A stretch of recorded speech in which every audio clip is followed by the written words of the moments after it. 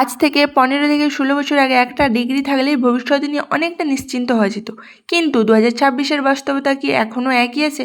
হে everyone, আমি সবিতা। আজকে ভারতের লাখো লাখো স্টুডেন্ট ডিগ্রি শেষ করছে।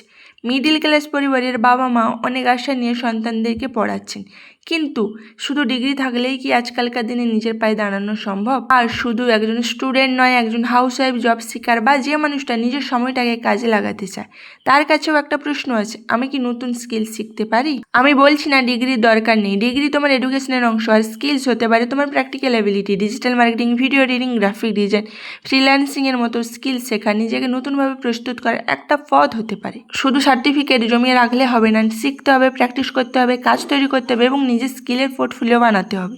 মিডল ক্লাস পরিবারের একটা স্বপ্ন থাকে, একদিন ছেলে মেয়ে নিজের সিদ্ধান্ত নিজে নেবে, নিজের খরচ পরিবারকে সাহায্য করবে। সেই ভবিষ্যতের জন্য আজ থেকেই নিজেকে প্রস্তুত কর। তুমি স্টুডেন্ট হও, হাউসওয়াইফ বা নিজের কেরিয়ার নিয়ে নতুন করে শুরু করতে চাও, তুমি কোন স্কিল শিখতে চাও অবশ্যই কমেন্টে লেখো। স্কিলস আর ফলো করলে আমি পার্সোনালি গাইড করবো।